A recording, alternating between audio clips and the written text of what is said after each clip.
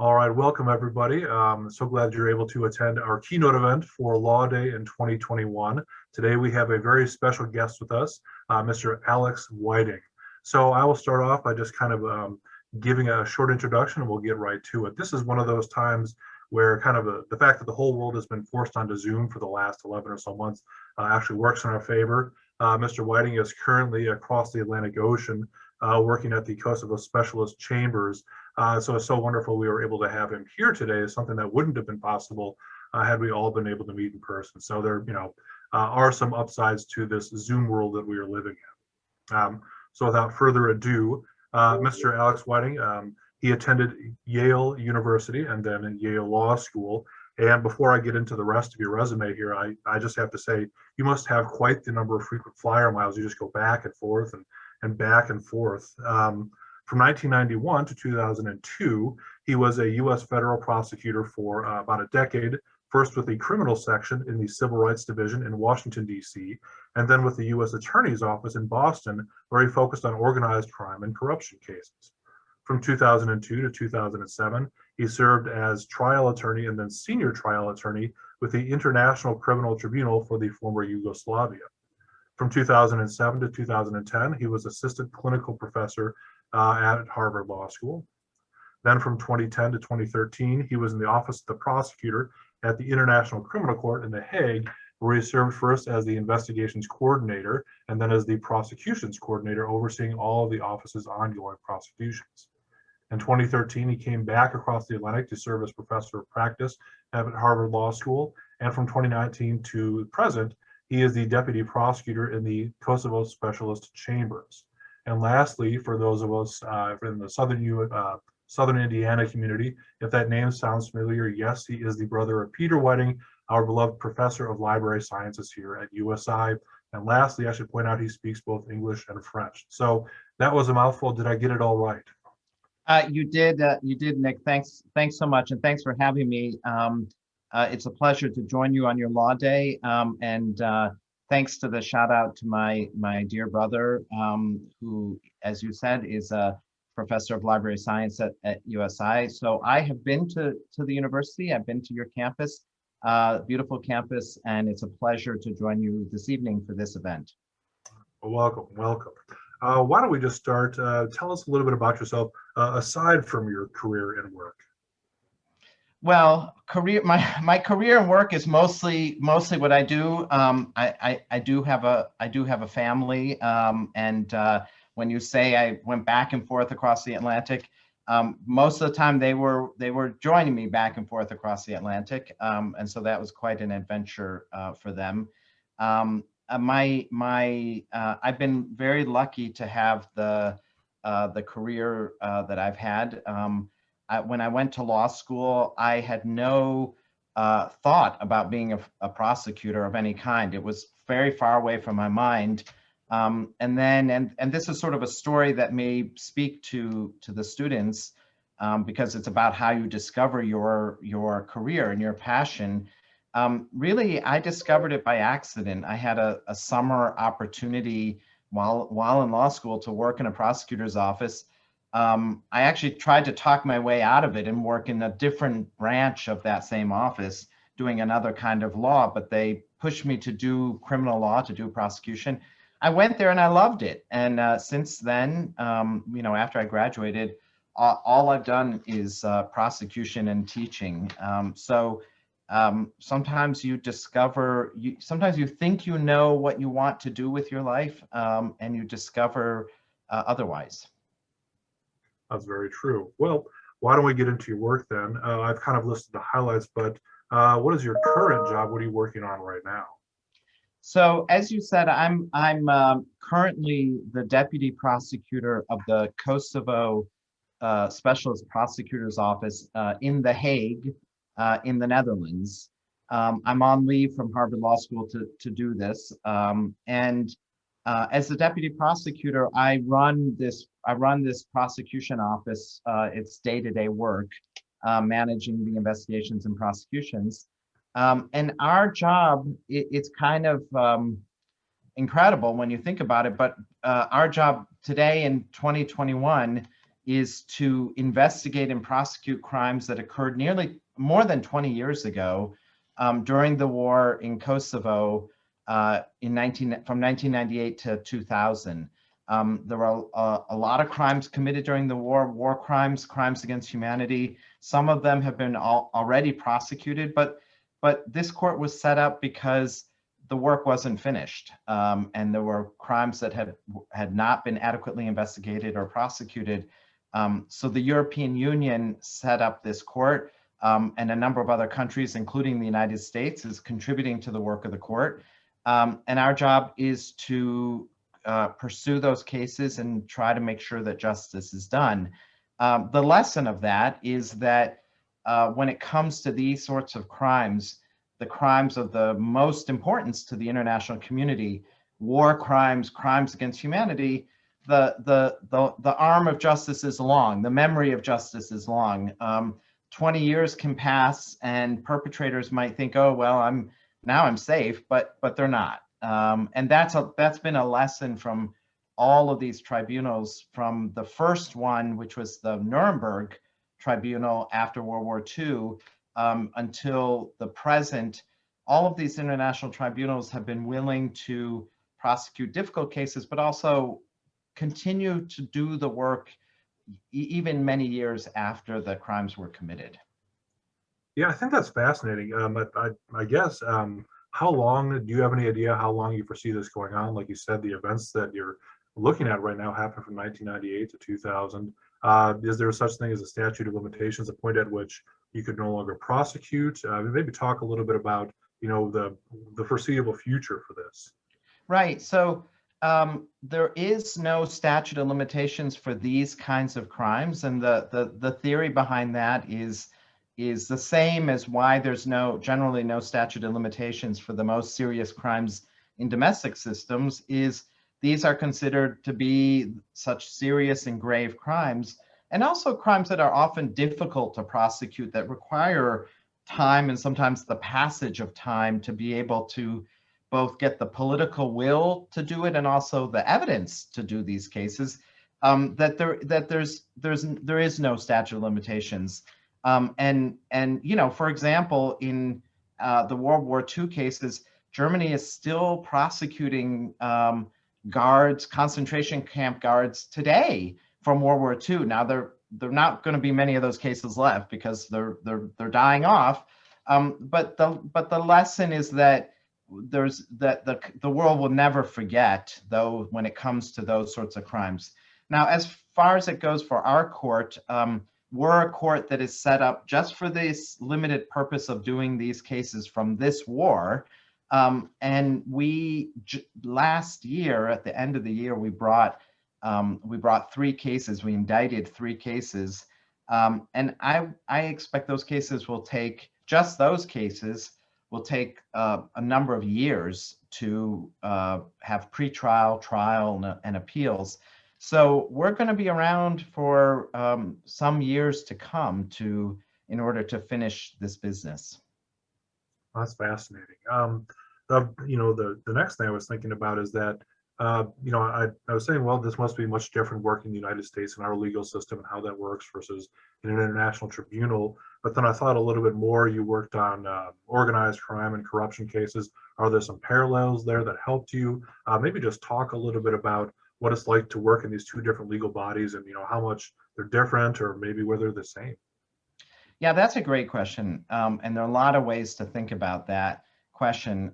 So, yeah, there are similarities, and as you said, I was a federal prosecutor, and I did organized crime cases. I also did civil rights prosecutions at the beginning of my career, and a lot of that was good training for this work, because a lot of the investigative and prosecutorial techniques, skills that I learned in that work, I've been able to bring to this work. And in many ways, these sorts of cases combine elements from a number of different domestic types of crimes. So it's like organized crime, because oftentimes the groups that commit these crimes, war crimes or crimes against humanity, whether it's a state that does it or an armed group that is fighting a state, oftentimes they operate like an organized crime gang in the commission of the crimes, because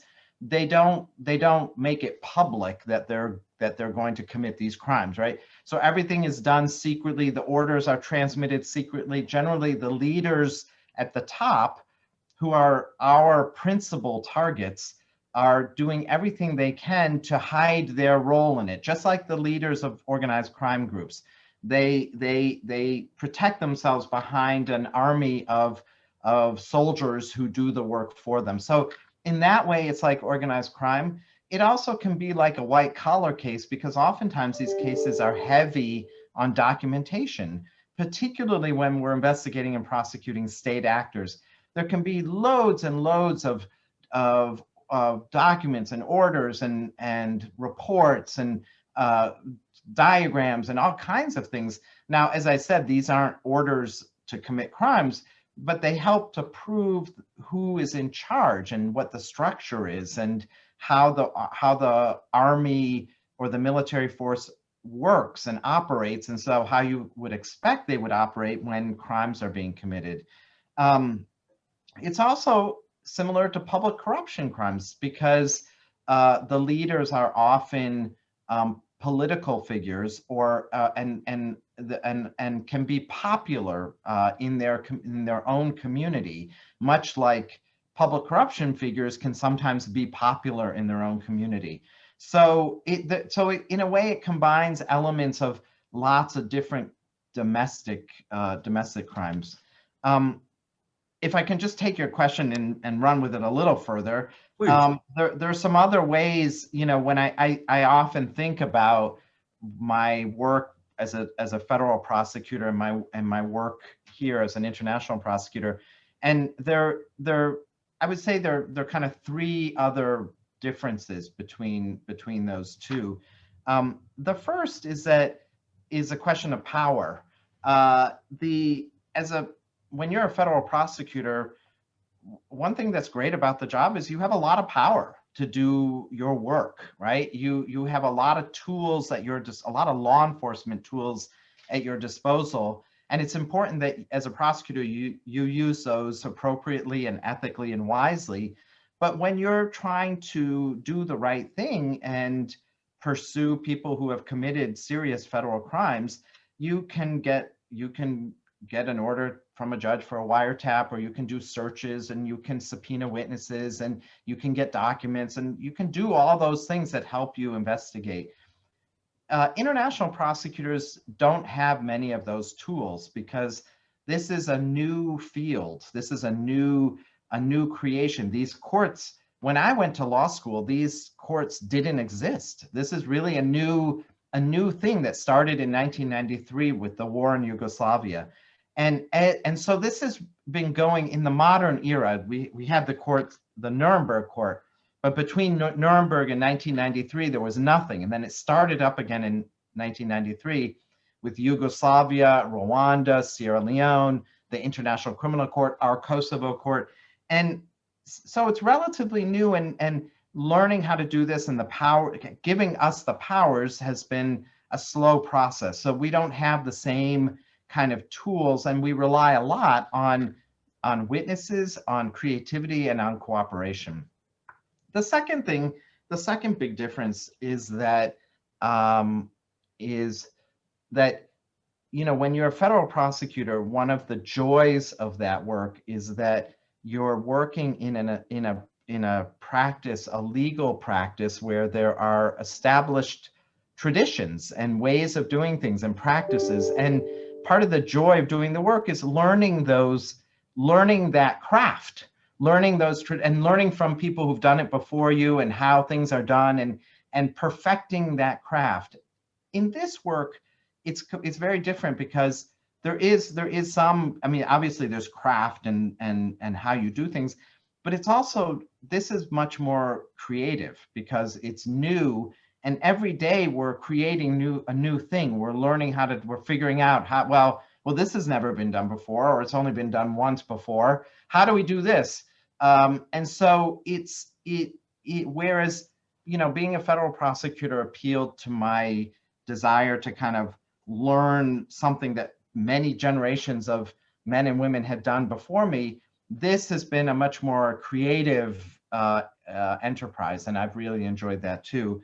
And then the third difference is an obvious one, and it's that this is really international. I mean, when you're prosecuting in the United States, you're operating in a national system with its national traditions. Here, I'm working with prosecutors and investigators and defense lawyers and judges from all over, and they have different ways of doing things, different traditions, different approaches, different ideas, different institutions and structures. So you're constantly having to negotiate and think about, well, should we do it your way or my way, and how do we make this all work together? And that there's been a blending of the rules and the traditions, so some of that's done for us, but it's also a daily experience to work with prosecutors and investigators from Germany and France and Italy and the UK and all over. So it's been, for me, an enormous privilege to be able to do this kind of work, and incredibly fun and fascinating. Yeah, I imagine it must be satisfying that you get to create some of those traditions or protocols or way of doing things there that other people will come after you, and they'll be the ones that learn the stuff that you've kind of forged and figured out the first time. Why don't we kind of broaden out a little bit here, talk about the International Criminal Court, what that does, and how that is different from, it's not the only international tribunal. There's the World Court, or the International Court of Justice. So what does the ICC, the International Criminal Court, do, and where does it kind of fit in the larger geography of these international tribunals? Yeah, so that's a great question, and to answer that, let me kind of back up for a moment, because the first international courts that were created were what are called ad hoc tribunals, meaning that they were created for one particular conflict, for crimes arising from one particular conflict. So, as I mentioned, the birth of this and the incredible innovation was during World War II, when the Allies set up the court at Nuremberg to try the Nazi criminals, for the crimes that had been committed during World War II.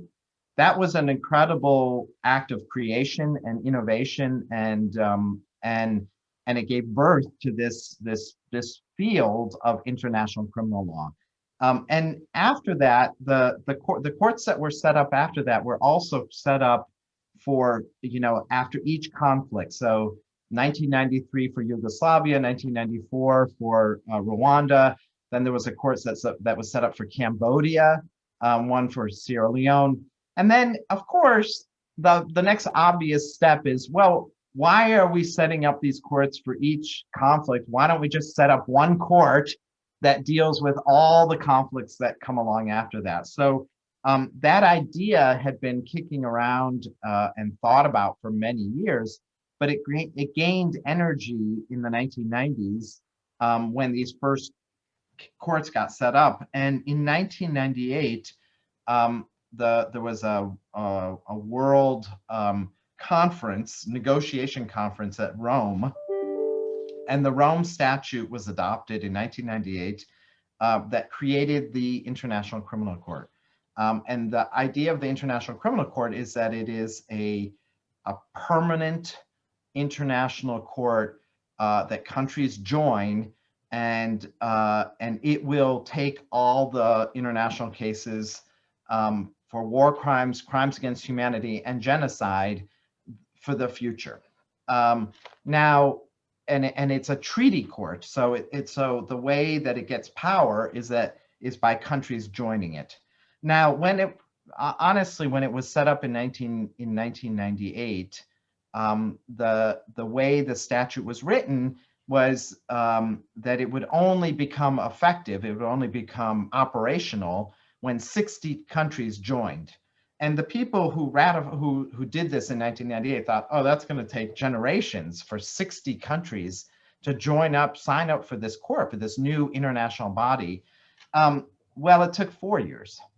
By 2002, 60 countries had joined, and the court opened its doors in the summer of 2002 and has been operating since then. And today, there are 123 countries that are members of the International Criminal Court. There are approximately 190 countries in the world. So the vast majority of countries in the world are now members of the court. Now, there are some big countries that are not members, including the United States is not a member. Russia is not a member. China is not a member. So there's some major powers, but there's certain continents where nearly all the countries are members.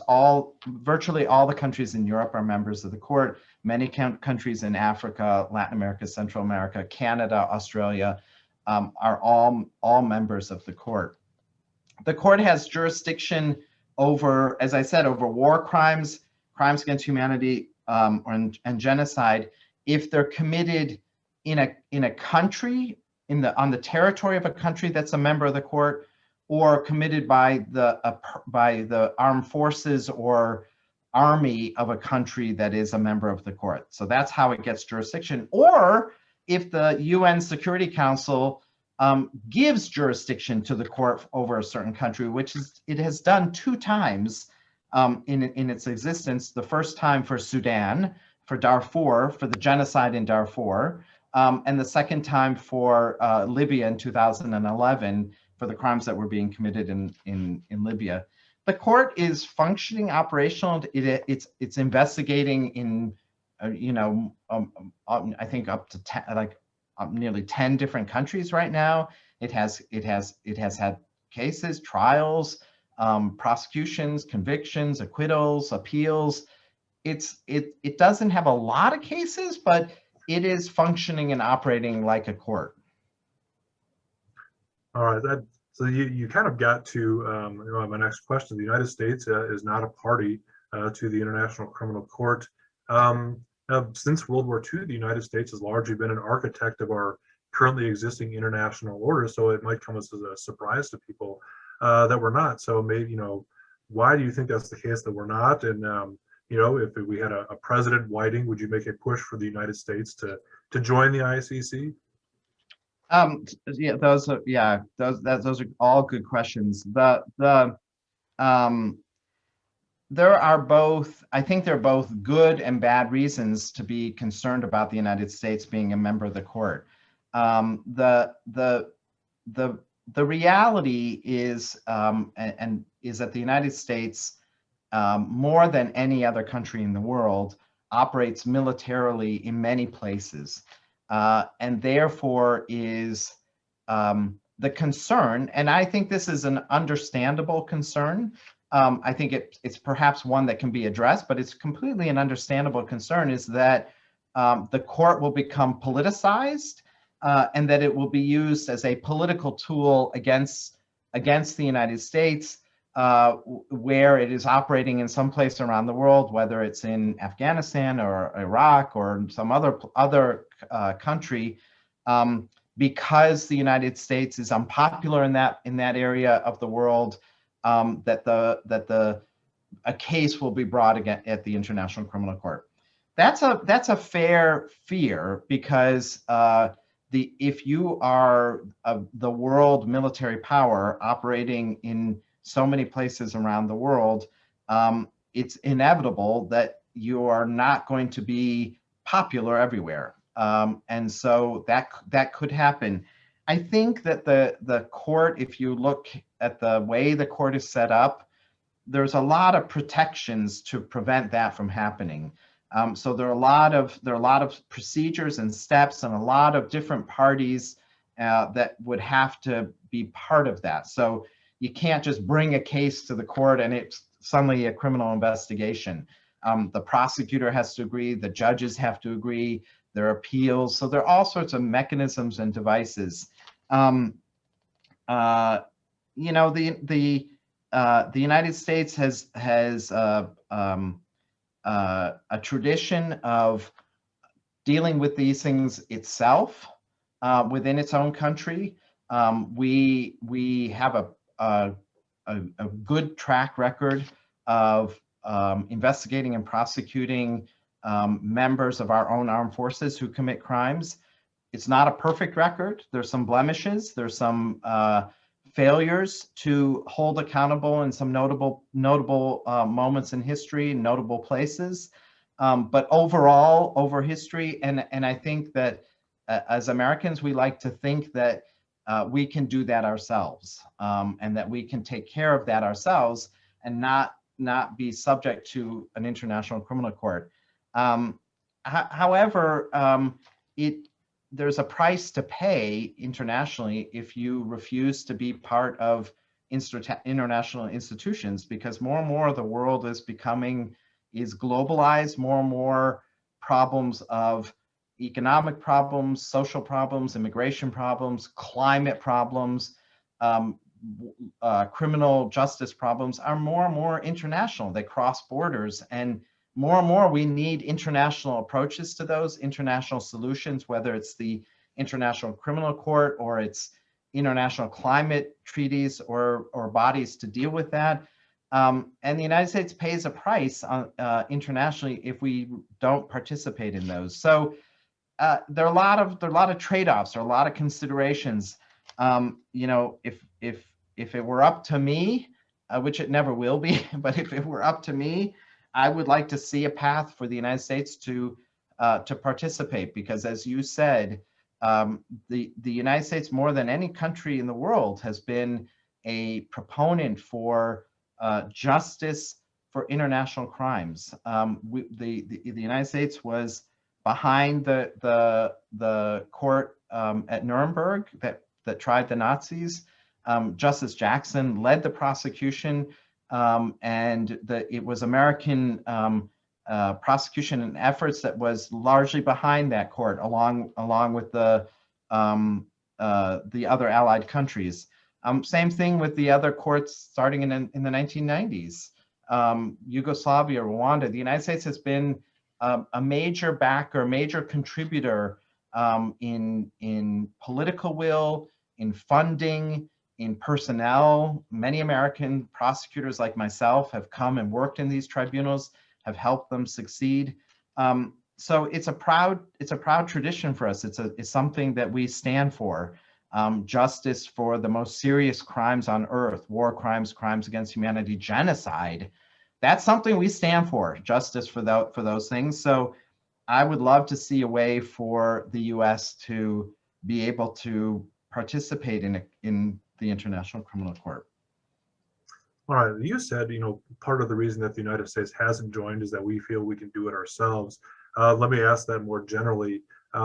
What's the importance of having an international court? Why can't other nations handle it themselves, or maybe regional institutions handle it? What is is there a necessity for there to be an international tribunal rather than national or some sort of regional body to do the same work? Yeah, well, so in fact, it's the ideal is for national prosecutors to do it themselves, and for the state to be able to do it itself, and that is part of the design of the International Criminal Court. So the International Criminal Court, one of the, I said in answering your last question, I said there are a number of protections to prevent that court from becoming just a political body that would go after Americans or other countries. And part of that is that the court only has jurisdiction if the national jurisdiction doesn't do the case itself. So if the national jurisdiction takes care of the matter, investigates it, prosecutes it, manages it, then the International Criminal Court is barred from doing anything. And the reason for that is that it is always better for the state where crimes have happened to bring justice themselves, because it's by the people who've been affected, sometimes the people who may have been complicit. It's a way for the country to reckon with the past, with the crimes, to bring justice to, and it's closer to home too. So for victims and participants and interested people in the country itself, they can see it. It's in their country. It's in their language. They can go to the court. They can watch it on television. It's not in some faraway country like the Netherlands. So that is actually the ideal. That's what we strive for. And the hope is that by creating these international bodies, you encourage states to do it themselves. But the reality is that states don't always do it themselves, because oftentimes these are crimes that are brought by the state. And so the state is the last body that is going to prosecute the people who are responsible. And these crimes are, it's not okay to let these crimes just go unpunished if the state decides not to do them, because these are crimes that matter to the whole world. That's why it's called crimes against humanity, because it's a crime again. It's not just it's a crime against the victims who suffer the murder, the torture, or the sexual violence, or the detentions, or the deportations. It's first and foremost crimes against them, but it's also a crime against all people when these crimes occur, because they tear at the fabric of humanity. They affect all of us. They undermine our society and our culture and our order and our sense of what it is to be human.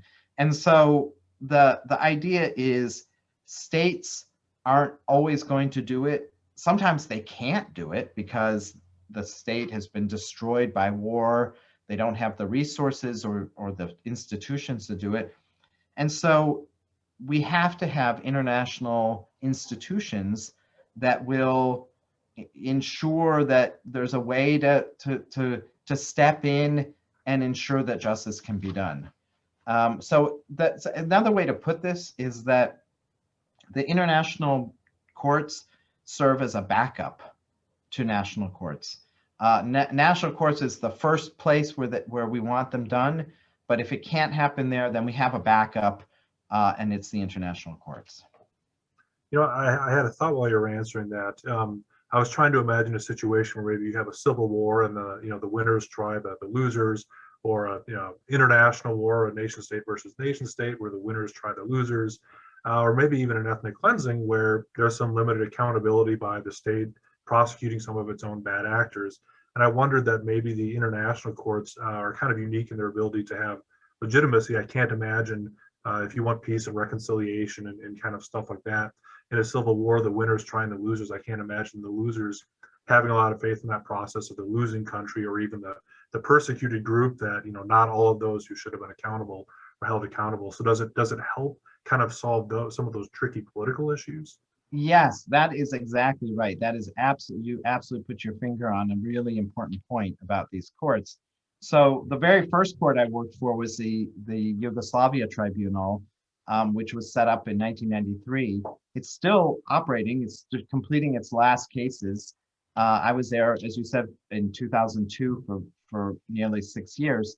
And that's a perfect example of what you're talking about, because in the former Yugoslavia, there was lots of different sides and it was civil war with many different dimensions. So the Serbs and the Croats and the Bosnian Muslims and the Albanians in Kosovo, and there were crimes committed on all sides. There were winners and losers, and so the setting up the Yugoslavia Tribunal and having it function in The Hague in the Netherlands was important for the reasons that you said, because no state had the legitimacy to do the cases, because they were either the winners or the losers, and so everyone was biased. And so part of that's another reason to have an international court, is that sometimes there's too much.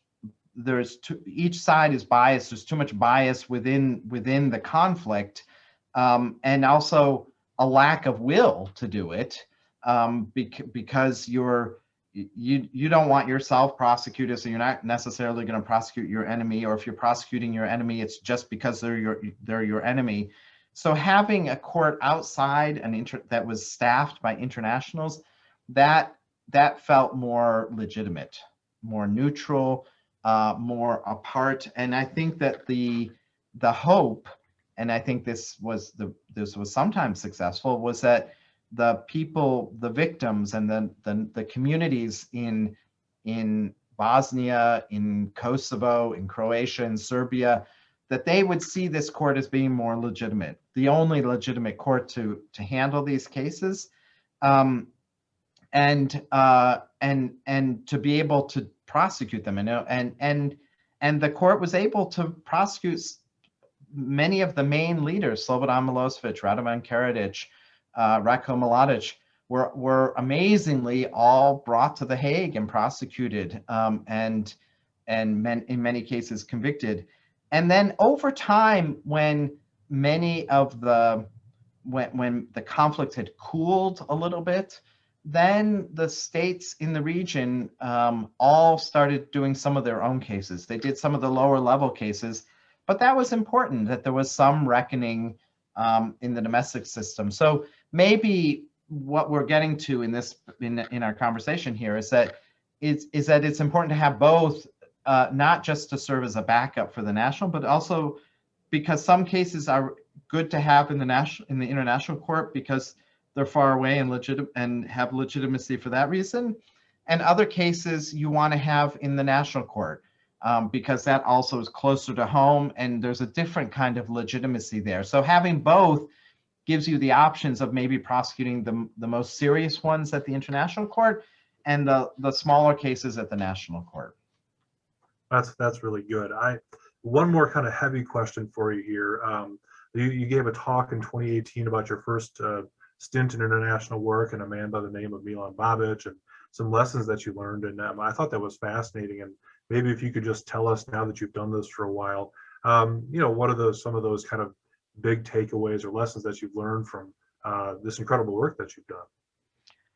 Yeah, well, thanks, Nick. That was quite a story for me, and I'll tell you a little bit about what happened there and what I learned from it.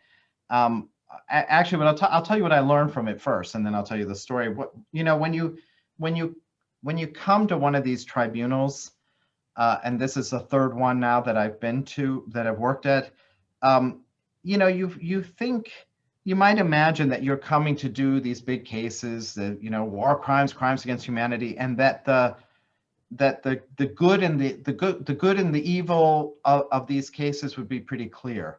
That you're prosecuting people who have committed horrific crimes, and that their culpability, their immorality, their responsibility would be clear, and that you're prosecuting monsters, right? And it turns out it's not so simple. It's not like it turns out that even this world of international criminal law is complicated, like everything else, right? And so one of the ways I learned that lesson, I've learned that lesson in many ways in many different moments in this work, but one of them that really stood out was this man named Milan Babic, who was himself a war criminal.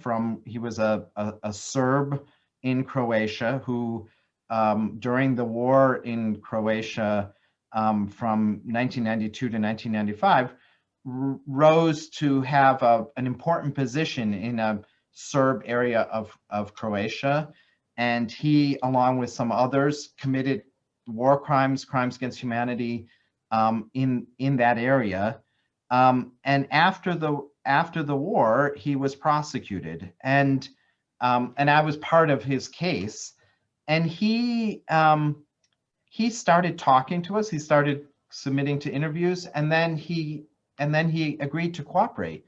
And he ended up pleading guilty, taking responsibility for the crimes that he had been a part of, and testifying against other defendants. And I spent a lot of time with him, both in his own case when he was agreeing to plead guilty, and we spent time talking to him and interviewing him, and then when he was testifying against other defendants. And he was an incredibly important witnesses in some of the biggest cases at the Yugoslavia Tribunal, because he was an inside actor. He could tell, he was on the stand for days talking about how it really worked, and how, as an organized crime group, to go back to your other question, how things were decided and how they were hidden, and what the real, who was really in charge and who was really making the calls. And he testified in several cases, and then he was testifying in one of my cases, um, and partway through the testimony, one night at the jail, because he was still in jail, he committed suicide. And I can't say I know exactly what brought him to that moment, because it was completely unforeseen. It was unexpected. We didn't see that coming at all. It was an enormous shock. But I know that he was a very religious man, and I know that these crimes and his culpability and his responsibility weighed on him. It was hard to have to talk about it again and again. And that moment forced me to think about who he was as a full person. And so he was, for me, he was a defendant that I prosecuted, but he was also a witness for me in other cases. And he was also somebody that I spent time with and talked about his family, and he asked about me, and we had human interactions, and he was a real complete person to me, obviously. And so he was responsible for monstrous crimes, but he was not a monster. And you learn that, even in this world, even the people who are brought to commit these crimes, sometimes they are monsters. There are some who are, there's no doubt about it. But many of the people who get caught up in these crimes are responsible for monstrous things, and they should be held responsible. And he accepted responsibility. But they are also complicated people. And so that makes this work challenging, hard, sometimes complicated. But that's a fascinating answer. And one of the things I really like about that is that, this seems to be kind of a black and white age. If, you voted for this person, there's nothing more I need to know about you. You're clearly one of the good ones or one of the bad ones. But you take a case where, if anything seemed black and white, it would be this, but it wasn't. So I think that's really wonderful to hear. But I know that there are students watching this, and at least some of them are interested in a career in law. So before we let you go, I have to ask you a last question. Would you encourage somebody who's interested in a career in law to do so? And if the answer is, and if they are going to go, how should they be preparing? And the answer to that is yes, absolutely yes. If you're interested in a career in law, I would really encourage you to do it. But the law is a big thing. And there are lots of different kinds of law jobs. And I'm certain that there are a lot of law jobs that I would hate, and I would find boring or unimportant, whatever.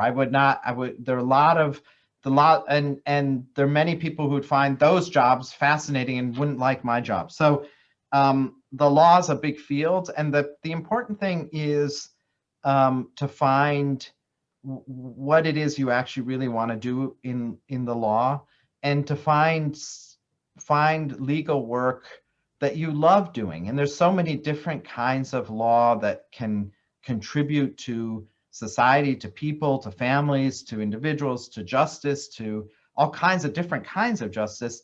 And my advice about this to the students who are thinking about a career in law is look for role models. Look for people who do, like, explore and find out about different kinds of law. And if you think, wow, that sounds like a type of law or type of job that I might want to do, go talk to the person, call them up, Zoom with them, and find out what their work is really like. Sometimes it sounds glamorous and it isn't. Sometimes it doesn't sound glamorous and it's amazing work. And you know, I got into this world because when I was a federal prosecutor, some of my friends who were also federal prosecutors came and were some of the first ones to do this work, and that's how I found out about it. And they were my role models. And I thought, wow, that's what I want to do. That sounds like great work, and I followed them in doing it. So look for role models, look for mentors, look for people who are doing the kind of work that you would love, and try. There is almost nothing better in life than finding work that you love to do. So if you can find that, you'll be lucky in your life. All right. Well, thank you very much. This has been wonderful. It sounds like from your work you're terribly busy, so I would love to keep you for 3, 4, 5 more hours. But we're grateful for the time that you had with us. Thank you very, very much. This has been a treat, and I've enjoyed this conversation very much, and I know that everybody who's watching this is really in for a good viewing here. Well, thank you, Nick. It's been an enormous pleasure for me to speak with you. I enjoyed our conversation, and I wish all the students at USI luck, both with the days ahead in the pandemic, but also with your future careers. Now, there's one more thing I have to say before we go. I want to give a big thank you to Megan Doyle. She is the Assistant Director of Special Events here at USI. She has been absolutely indispensable. If this were just up to me, I don't know, I would be in some basement somewhere doing this via Telegram. So thank you very much for her putting this on. And I will tell you that she always tells me how much she loves Law Day. So I'm glad that she does, because I don't know how I would do this without her. So thank you, Megan. And thank you very much, everybody who watched this. That's it for our program.